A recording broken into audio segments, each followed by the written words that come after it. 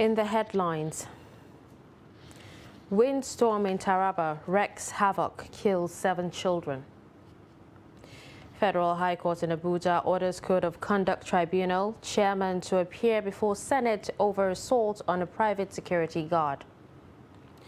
APC presidential aspirant Yahaya Bello, first candidate to pay 100 million naira for nomination forms. And on the foreign scene, North Korea to step up nuclear weapons program. Hello and welcome to Trust News Update. I'm Dashan Husseina Usman.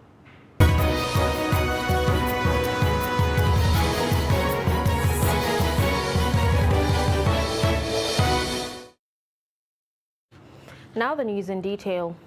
7 children have been reported dead following torrential rainfall and windstorm in Gasso local government area of Taraba State Saturday. Daily Trust gathered that the children that died are between the ages of 3 and 7. Similarly, over 250 houses were destroyed with foodstuff and animals worth thousands of naira. Worst affected by the windstorm include Mutumbiu, Makurna, Bajimba, Barjanga, and Mayoreneo towns. Father of 2 of the children that died, Abdul Qadir Salim, told Daily Trust he and his 3 children, 2 girls and a boy, were staying in the same room which collapsed on them during the windstorm. Chief of Mutumbiu Chiefdom, Justice Sani Muhammad, who visited the affected areas, condoled those affected by the disaster. He urged National Emergency Management Agency to assist victims with building materials and food. NEMA Head of Operation Yola Office, Ladan Ayuba, told Daily Trust that he will lead his team to the affected areas for an assessment. The Federal High Court in Abuja has ordered the chairman of the Code of Conduct Tribunal, Ladi Umar, to appear before the Senate over an assault on a private security guard in Abuja. The Senate had summoned Umar to appear before it over the March 29, 2021 assault on the guard Clement Sagwak at Banex Plaza, Wuse 2, Abuja. Umar reportedly assaulted the guard for directing him to park his vehicle properly. Delivering the judgment on Thursday, Justice Inyang Ekwo held that as a public officer administering the law, Umar is answerable to the Senate on issues bordering on moral standards and conduct. Justice Ekwo said Umar's suit seeking to stop his probe by the Senate lacked merit and consequently dismissed same. In order to curb the menace of open defecation in the Federal Capital Territory and Nigeria at large, a civil society organization has launched its findings following a sensitization and awareness creation campaign on cholera and its effects on children between the ages of 0 to 5 years, which was carried out within the FCT. Trust TV's Sagir Ibrahim has the details. The Center for Environmental Sustainability and Development Awareness, CESDA, following its sensitization campaign on open defecation, cholera and its effects on children aged 0 to 5 years, revealed its findings that much more needs to be done to end open defecation within the Federal Capital Territory and Nigeria. In markets and parks that we have visited, we find out that they have limited facility in terms of toilet. So oftentimes some of these facilities are not inclusive in the sense that yes, there are other category of people or classes of people that are in the market and motor parks, that are not people we call PWDs. The only way we can curb the menace of open defecation is to make available toilets and ask people to use it. Other stakeholders called for public-private partnership to sustain government efforts and improve access to toilet facilities in public places. It's a call to action for both citizens and government. Public utility, public toilets would be provided by government. Where government cannot provide it, public-private partnership, like they've said in this room, is very important. People can come up with ventures or interventions that would ensure that the service is there. I'm sure there would be people willing to pay. It can lead to some great concerns that can impact on the mental health of the individuals living around these vicinities. It's very important because it's about it's not just about the health, the physical health of these individuals, but also the mental health of these ones. And that's why this program is very commendable, because there is no health without mental health. everybody is at risk with what is happening in this country. So the best thing is for us to control ourselves. Don't spoil the town. Don't urinate anyhow. Get a place. No matter how bad it is, it doesn't mean you are so pressed. It's not good now. The project was carried out with support from the European Union Agents for Citizens-Driven Transformation ACT program and implemented by the British Council and aims at putting an end to preventable deaths of newborn and children less than 5 years of age by 2030. Sagir Ibrahim reporting for Trust TV. Residents of Adagba community in Yaba ward of Abaji Area Council of the FCT have fled their homes after bandits attacked the community, killing a 23-year-old man, Nura Mayeda, and a girl, stealing almost 20 motorcycles. The bandits were said to have also abducted about 16 residents of the community and carted away food items and cash. Trust TV's Mardia Umar visits the community and now reports. Adagba community, home to over 1,500 people, is about 40 kilometers drive from Abaji town. On our way to the community, we see residents carrying their belongings and fleeing to safety. The rate of insecurity in this part of town is becoming unbearable. It didn't just happen in Adagba community in Yaba ward in the Abaji local government or Abaji area council, so to speak, but it also happened in neighboring villages where people are already scampering for safety. As you can see behind me in the Yaba Lafia community, very close to the Adagba community in the Yaba ward, Abaji area council of the Federal Capital Territory, people are already making their way out of the community because they fear the worst. And that is the situation of things right now. The Madaki of Adagba, Adamu Wambai, is surrounded by the rest of the villages yet to flee, speaks about how a home to more than 1,500 residents has turned to a ghost town. We have to go to forest, far place, to go and sleep. Because of them, they may come at any time. The way they used to come. They may come at any time, the way they used to come. And one will say we'll sleep at home now. We don't know what may happen. Now we kill. They're now coming not to pick anybody. They're coming for slaughter. That is what they promise. Nothing is done. And from that turning back to go back to where they came from, the villages, so that they cannot be able to sleep today without this security, they decide to leave the village.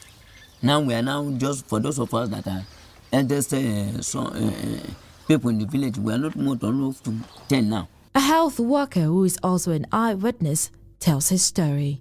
I came here weekend to survey my clinic and discover that kidnappers came in the night and everybody was running, taking care of his life. So even we, the staff in Adagba PHC, we enter inside the clinic. We hide ourselves. You know, when we enter, we even leave the door open because when they discover that the door is open, they will think that there's nobody. The quarters where it is locked, they even try to open the window to check whether people are inside. So we hide ourselves inside the clinic, hearing what is going on, shooting bullets, calling people, breaking doors. People were running everywhere in the night.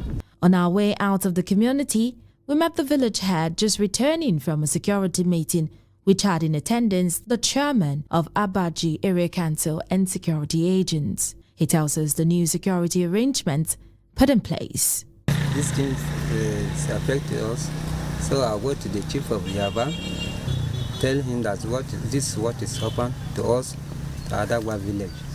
So from there, he said he called the commissioner of police and the area council executive chairman. So for that, we discussed with him. That's what is happened to us. He said the chairman said he will take the action. The people of Adagba are begging for prompt security response as the attackers have promised to return before the end of the Ramadan fast. Martia Umar, Trust Television News, Abuja.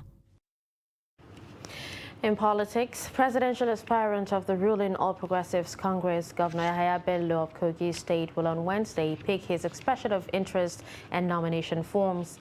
The governor paid for the 100 million naira forms on Tuesday morning, making him the first to officially seal his aspiration to the office of the president in 2023, according to a statement by the Director, Media and Publicity, Yahaya Bello Presidential Campaign Organization, Yemi Kolakbo. The governor had declared his presidential ambition at the Eagle Square in Abuja on April 2nd, 2022. He is contesting despite the agitation for zoning of the office to the south. Bello hails from the North Central, where the national chairman of the party, Alhaji Abdullahi Adamu, also comes from. In health, Zamfara State branch of the Red Cross Society says it has recruited 150 volunteers to sensitize residents of the state on the need to key into the prevention and control of malaria. Secretary of the state branch of the society, Ibrahim Bello, made this known during the commemoration of World Malaria Day in Gusau, the Zamfara State capital. The report. Zamfara State has joined the global community to mark World Malaria Day with an awareness walk through major streets of Gusau, the state capital. The walk terminated at the palace of the Emir of Gusau, where representatives of the state government came to seek the support of the traditional institution to curtail the menace. The secretary of the state branch of the Red Cross Society, Ibrahim Bello, said the essence of the road walk was to create awareness on the importance of keeping a clean environment and adhere to the measures geared towards preventing and controlling malaria in the state. He explained that the day was instituted to create awareness regarding malaria and its devastating impact on human lives and the economy. Yeah, actually, Nigeria Red Cross Society, as one of the partners supporting Zamfara State, in area of malaria elimination and disease surveillance. We are working in 8 LGAs that are security compromised because of the network of our volunteers. That's why the CDC Atlanta and the International Federation of Red Cross engage us to support the state in ensuring that we take malaria messages to those areas where some partners and even people cannot reach. Other speakers emphasized the need for governments to partner with relevant stakeholders to eradicate malaria in the country. So as community guy, let me use that word, we work with the community, we relate with the community. The best way and the best aspect we want from the community is cooperation, and which we have been getting. We are in touch with all stakeholders, relevant stakeholders. We are in touch with all established existing community structures, religious leaders, traditional leaders, and even the artisans that are living in the Zamfara State, just to find out how do we mobilize ourselves and work together so that we eradicate Zamfara State, or eradicate malaria in Zamfara State. We have Red Cross, the one that supported with this activity and the breakthrough action, and they are the one that helping us with the social mobilization and awareness on malaria activity. And Red Cross, they have volunteers that are going inside town to do mobilization so that our people can be able to go and access the malaria treatment and malaria care. Zamfara State branch of the Red Cross Society hinted that it has already recruited volunteers who they are working together with to sensitize residents in 8 local government areas of the state to appreciate the need for the control of malaria in their various communities. You're watching Trust News Update. Coming up after the break. Scavengers and security risk. Do stay with us.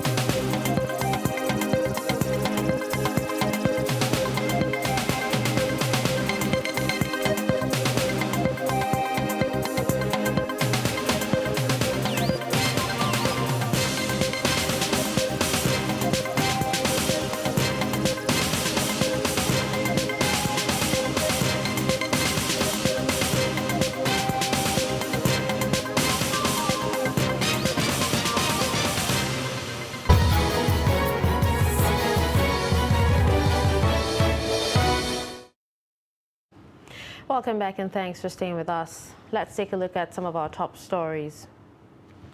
We told you that windstorm in Taraba wreaks havoc, kills 7 children. You also heard that Federal High Court in Abuja orders Code of Conduct Tribunal chairman to appear before Senate over assault on a private security guard in Abuja. Still in the news, human rights lawyer Femi Falana has got the fiat from the Osun State government to lead prosecution in the case of the alleged murder of a student of Obafemi Awolowo University, Ile-Ife, Timothy Adegoke, at Hilton Hotel in Ile-Ife, where the student lodged. The owner of Oduduwa University, who also owns Hilton Hotel Ile-Ife, Dr. Ramon Adedoyin, and his 6 staff are standing trial at the Osun State High Court in Oshogbo over the death of the student. Hamid Oyegbade files the report.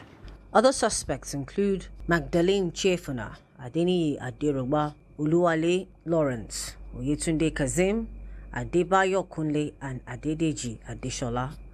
They are standing trial along with their employer, the owner of Hilton Hotel, Ile-Ife, Dr. Ramon Adedoyin, on charges bordering on conspiracy, murder, altering of receipt, and tampering with corpse of the late student. At the resumed trial on Monday, the lead prosecuting counsel from the headquarters of the Nigerian Police Force, Matthew Omosun, announced his appearance for prosecution, but the Administrator General and Public Trustee of the Ministry of Justice in Osun State, Abiodun Badiora, early informed the court that the state government will take over prosecution of the matter. While announcing his appearance, human rights lawyer Femi Falana told the court that he had gotten a fiat from the Osun State government to lead their prosecution. We informed the court that we are, based on the fiat from the Attorney General of Osun State, that we are going to lead the prosecution because the police team has done marvelously well. So we are only leading, we are not taking over the case. We are leading the prosecution at this stage. Adedoyin's lawyer, KK Eleja, said his client will not call any evidence considering the evidence before the court. The judge, Justice Adekbele Ojo, adjourned the matter till May 25th. After about 4 years of being banned, scavengers in the Federal Capital Territory are still very visible, not only in approved dump sites, but across the city center. With the rise in insecurity in the country, government and residents are concerned that scavenging is being used as cover for crime and criminality. These concerns led to the ban on scavengers in the first place. Our reporter looks at the enforcement of the ban vis-a-vis its environmental implications. Let's take a look. Waste pickers, locally known as Babambola, play a significant role in protecting the environment from hazardous waste disposal practices, as well as serving as a source of livelihood in communities.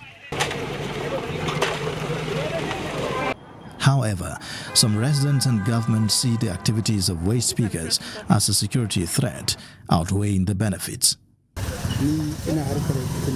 I am a member of the vigilante, and the moment I observe scavengers around, I suspect theft. Due to the activities of scavengers, it is no longer safe to keep items as they could be stolen. They could even burgle your house.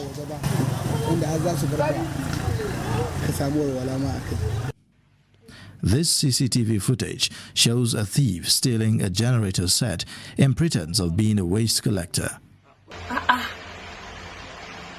But despite the ban on the activities of waste pickers by the Federal Capital Territory Administration in May 2018, hundreds of them thronged the streets of Abuja in search of disposed items to trade for cash.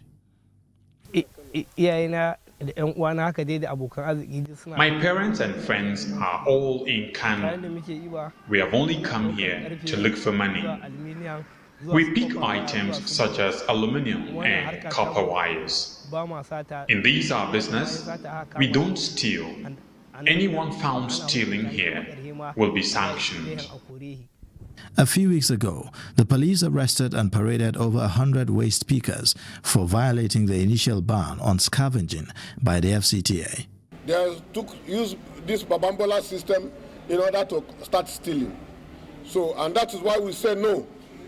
We have to be arresting them. So wherever you see them, you can call us on any of our lines. We want to clear them off FCT.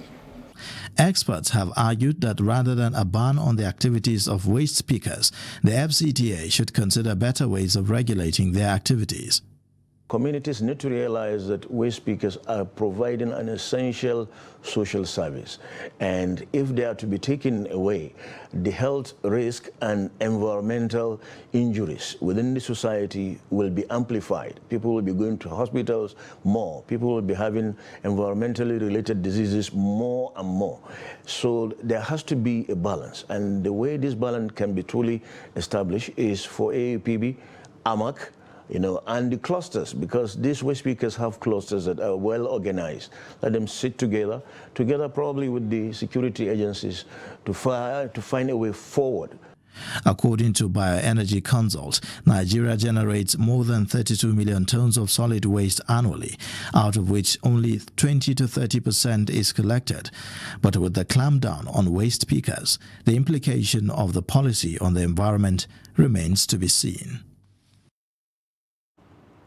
President Muhammadu Buhari has condoled with the family of former Minister of Youth, Sports and Culture, Alabo Tonye Graham Douglas, who died on April 25. In a condolence message by his spokesman, Femi Adesina in Abuja, Buhari sympathized with government and people of Rivers State over the loss of the political stalwart, Democrat and administrator. The president noted that the historic roles Graham Douglas played in entrenching democratic rule and a liberal culture, joining well-meaning Nigerians and global leaders to seek and speak for justice and fairness. He lauded him for promoting grassroots development among his people. Late Graham Douglas served differently as Minister of Aviation, Minister of Labor and Productivity, and Minister of Tourism, leaving a legacy of distinguished service to the nation. In business, Central Bank of Nigeria on Tuesday before the National Industrial Court contested the court's order to pay 110 disengaged staff of the Ahmadu Bello University Zaria that were sacked in 1996 their entitlements. Joined in the suit as respondents are the 110 disengaged staff, the Minister, Federal Ministry of Education, and the Attorney General of the Federation and Minister of Justice as first, second, third, and fourth respondents. When the matter was called before Justice Rekia Hastrop, counsel to CBN Matthias Agboni informed the court that he had an application for stay of execution before the court. The judge, after listening to the submissions of the counsel, adjourned until May 17 for ruling. On the foreign scene, North Korean leader Kim Jong-un made a bold speech at a military parade on Monday night, vowing to ramp up the country's nuclear arsenal. The parade to mark the armed forces' founding anniversary also displayed banned intercontinental ballistic missiles, submarine-launched ballistic missiles, in addition to hypersonic missiles. The announcement was made at a parade marking the 90th anniversary of the founding of the North Korean Army. Monday's military parade was closely watched as North Korea has tested several missiles this year, heightening tensions on the peninsula. And with this, we've come to the end of Trust News Update. Don't forget to follow us across all our social media platforms. I'm Dashan Husseina Usman. Thanks for watching.